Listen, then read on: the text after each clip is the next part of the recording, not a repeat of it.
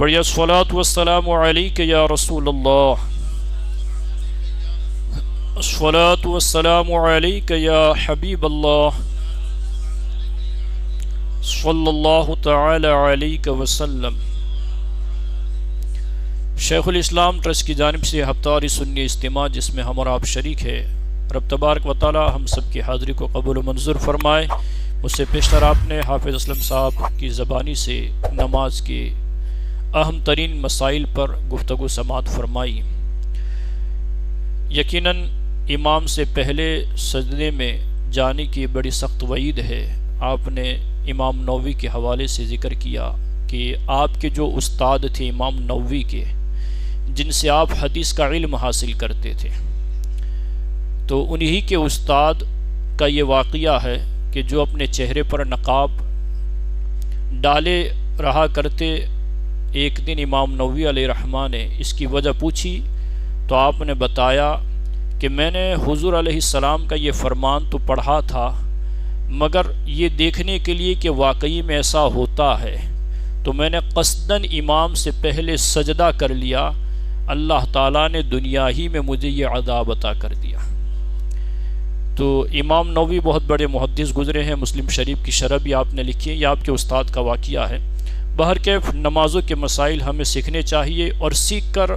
ہمیں اپنی نمازوں کو درست بھی کرنی چاہیے، تبھی اس کا فائدہ ہوگا۔ اللہ ہمیں صحیح طور پر نماز پڑھنے کی توفیق عطا فرمائے۔ میں نے جو آیت کریمہ آپ کے سامنے تلاوت کی، یہ سورہ بقرہ کی 140 اور 141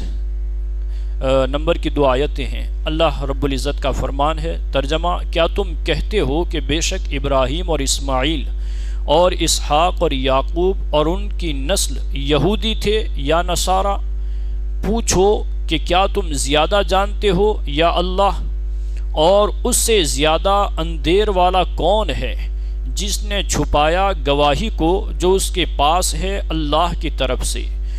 اور نہیں ہے اللہ غافل اس سے جو کچھ تم کرو، یعنی اللہ اس سے غافل نہیں ہے جو کچھ تم کرتے ہو۔ یہ وہ امت ہے جو گزر چکی، اس کے لیے ہے جو کچھ اس نے کمایا، اور تمہارے لیے ہے جو کچھ تم نے کمایا، اور نہ پوچھے جاؤ گے اس سے جو کچھ وہ کرتے تھے۔ اس کی تفسیر میں فرماتے ہیں، پہلی والی آیت کی تفسیر میں ذکر کر رہا ہوں: اے یہودیو اور اے عیسائیو، کیا تم بلا تردد کہتے رہتے ہو کہ بے شک حضرت ابراہیم اور حضرت اسماعیل اور حضرت اسحاق اور حضرت یعقوب اور ان کی نسل کے آل اولاد سب کے سب یا یہودی تھے یا نصارہ تھے؟ یعنی یہودی یہ کہا کرتے تھے کہ حضرت ابراہیم علیہ السلام بھی یہودی تھے، عیسائی کہتے تھے کہ نہیں وہ عیسائی تھے۔ تو اللہ تبارک و تعالی نے یہ فرمایا کہ یہودیوں اور عیسائیوں، جو کچھ تم یہ کہتے ہو کہ حضرت ابراہیم علیہ السلام، حضرت اسحاق علیہ السلام، حضرت اسماعیل علیہ السلام، یہ لوگ اور ان کے آباء و اجداد یہ سب یہودی تھے یا عیسائی تھے، تو فرماتے ہیں کہ اے میرے پیغمبر ان سے پوچھو، ان یہودیوں سے، ان عیسائیوں سے پوچھو کہ کیا تم زیادہ جانتے ہو، بڑے علم رکھنے والے، یا اللہ تعالی زیادہ جاننے والا ہے؟ یعنی تم زیادہ جانتے ہو یا اللہ تبارک و تعالی زیادہ جانتا ہے؟ چونکہ حضرت ابراہیم علیہ السلام کا جو زمانہ ہے، حضرت اسماعیل علیہ السلام کا جو زمانہ ہے، وہ حضرت موسیٰ اور حضرت عیسیٰ علیہ السلام سے پہلے کا زمانہ ہے۔ نہ اس وقت حضرت موسیٰ علیہ السلام تھے، نہ حضرت عیسیٰ علیہ السلام تھے، نہ توریت آئی تھی، نہ انجیل آئی تھی۔ تو اے یہودیوں اور عیسائیوں، یہ جو کچھ تم کہتے ہو کہ حضرت ابراہیم یہودی تھے یا عیسائی تھے،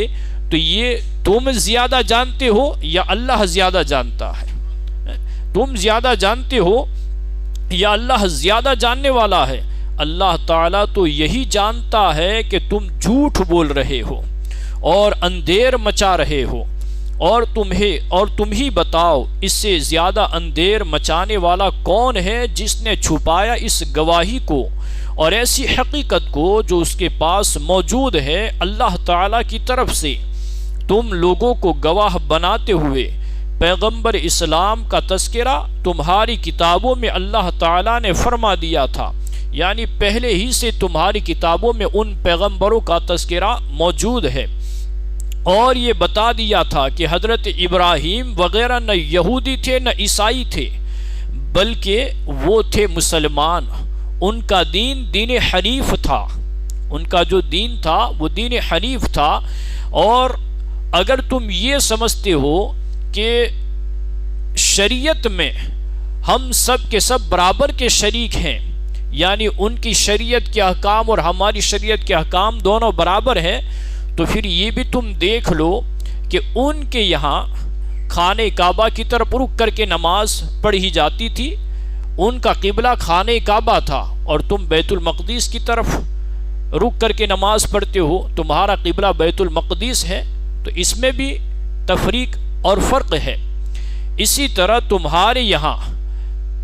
پیدا ہونے والے کی ختنہ نہیں کی جاتی، جبکہ حضرت ابراہیم علیہ السلام کے دین میں ختنہ تھی، سب سے پہلے ختنہ آپ ہی نے کی، سب سے پہلے ختنہ آپ ہی نے کی۔ اسی طرح بہت ساری باتوں میں فرق ہے، تو نہ تو دین میں تم مساوی ہو، نہ شریعت کے احکام میں تم مساوی ہو، یعنی کسی طرح بھی ان کی شریعت اور ان کے دین میں تمہاری شراکت نہیں ہے۔ تو فرمایا کہ حضرت ابراہیم وغیرہ نہ یہودی تھے نہ عیسائی تھے، بلکہ وہ تھے مسلمان۔ جس کو تم لوگ چھپا رہے ہو یاد رکھو اور خوب سمجھ لو کہ نہیں ہے اللہ تعالی غافل اس سے جو کچھ بھی تم لوگ کیا کرو، وہ سب کچھ جانتا ہے اور تم کو اپنے کرتوت بھگتنے پڑیں گے۔ یہ چیز ہمیں بھی سمجھنی چاہیے کہ ہم جو کچھ کرتے ہیں تو اللہ تعالی ہمارے اعمال سے بھی غافل نہیں ہے۔ ان اللہ خبیر بما تعملون، ہے نا۔ دوسری آیت مبارکہ کی جو تفسیر ہے، فرماتے ہیں کہ یہودیوں، نصرانیوں، باپ دادا کی رشتہ داری پر اترانے والوں، تم سے نصیحت کی جاتی ہے، یعنی جب یہودی دلیل دینے سے عاجز ہو جاتے، جب ان سے کوئی جواب نہ بن پڑتا کسی بات کا، تو یہ کہہ کر اپنی جان چھڑا لیتے کہ ہم کیسے بھی رہے مگر ہمارے باپ دادا جو ہیں وہ ہمیں بچا لیں گے، ہمارا عقیدہ چاہے کیسا رہے، ہماری اعمال کیسے رہیں، لیکن ہمارے باپ دادا جو گزرے ہیں وہ ہمیں بچا لیں گے، ان کے اعمال ہمیں فائدہ دیں گے۔ تو ان یہودیوں سے اور نصرانیوں سے کہا گیا کہ اے یہودیوں نصرانیوں، باپ دادا کی رشتہ داری پر اترانے والوں، تم سے نصیحت کی جاتی ہے، اور سارے مضمون کا خلاصہ پھر دوبارہ تمہارے سامنے رکھ دیا جاتا ہے کہ باپ دادا پر فخر بیجا اور بیکار ہے، یعنی یہ جو تم باپ داداؤں پر اتراتے ہو اور ان کے اعمال پر اتراتے ہو، تو تمہارا تو عقیدہ ہی خراب ہے، اعمال ہی خراب ہے، تمہارا نظریہ ہی خراب ہے، تو یہ اترانا اور فخر کرنا یہ تمہارے لیے سب کچھ بیکار ہے۔ یہ تمہارے آباء و اجداد وہ امت ہیں جو گزر چکی، یعنی جن کے اعمال پر تم اتراتے ہو یہ وہ لوگ ہیں جو پہلے گزر چکے، ہے نا، وہ پہلے گزر چکے، انہوں نے جو اچھے اعمال کیے ہوں گے اس کا فائدہ انہیں ہوگا، اور برے اعمال کیے ہوں گے تو اس کا جواب انہیں دینا پڑے گا، اور تم جو کچھ کر رہے ہو تو اس کا جواب تمہیں دینا ہے۔ تم ان کے اعمال پر نہ اتراؤ اور نہ ہی فخر کرو، وہ لوگ ہیں جو گزر چکے، اور اس کے لیے ہیں جو کچھ اس نے کمایا، ان کی نیکی تمہارے کام نہ آئے گی اور ان کی بدی کے تم ذمہ دار نہیں، اور تمہارے لیے ہے جو کچھ تم نے کمایا، اور دوسرے کی کمائی کو نہ دیکھو، اپنی کمائی پر نظر رکھو، اور سمجھے رہو کہ نہ پوچھے جاؤ گے تم لوگ اس عمل سے جو کچھ وہ پہلے کے لوگ کرتے تھے، تم سے کوئی سروکار نہیں ہے، یعنی جو کچھ تم کرتے ہو اس کا حساب تمہیں دینا ہے، اور جو کچھ تمہارے آباء و اجداد نے کیا اس کا حساب انہیں دینا ہے۔ یہاں پر مفسرین نے ایک بات یہ بھی لکھی ہے کہ ان لوگوں کے لیے بھی نصیحت ہے جو اپنے مرشدوں پر یا اپنے آبا و اجداد پر اتراتے ہیں اور اترا کر گناہوں کے اندر مصروف رہتے ہیں اور نیکیوں سے دور رہتے ہیں، جو یہ کہتے ہیں کہ ہم چاہے کچھ بھی کرے ہمارے آبا و اجداد ہمیں چھڑا لیں گے، تو یہ شیطان کا بہت بڑا دجل ہے، فریب ہے، دھوکہ ہے، جو اتراتے ہیں اس طرح سے۔ اور یہاں پر ایک بات یہ بھی عرض کرتا چلوں کہ کیا قیامت کے دن لوگوں کے اعمال ایک دوسرے کو فائدہ دیں گے؟ دیں گے، مگر ان کو جس کا خاتمہ ایمان پر ہوا ہو، مگر ان کو جس کا خاتمہ ایمان پر ہوا ہو ان کا فائدہ ہوگا۔ ہاں، جو دنیا سے بھی ایمان گئے ہیں، جن کا عقیدہ ہی خراب ہے، انہیں کسی طرح کا کوئی فائدہ نہ ہوگا۔ یہاں پر اللہ رب العزت کی توفیق سے اور اس کے فضل سے سرور کائنات صلی اللہ علیہ وآلہ وسلم کی نظر عنایت سے الحمدللہ پہلے پارے کی تفسیر مکمل ہوئی۔ آج اللہ تعالی ہماری سب کی کاوشوں کو اپنی بارگاہ میں قبول و منظور فرمائے، اور اب شروع سے لے کر اب تک جو کچھ بھی اس اجتماع کے ذریعے سے تفسیر اشرفی کا درس دیا گیا، میں رب کی بارگاہ میں یہ دعا کرتا ہوں کہ اگر دوران درس کسی طرح کی کوئی غلطی لغزش ہوئی ہو تو اللہ تعالیٰ معاف فرمائے، چونکہ یہ قرآن پاک کی تفسیر بیان کرنا یہ کوئی معمولی اور آسان کام نہیں ہے۔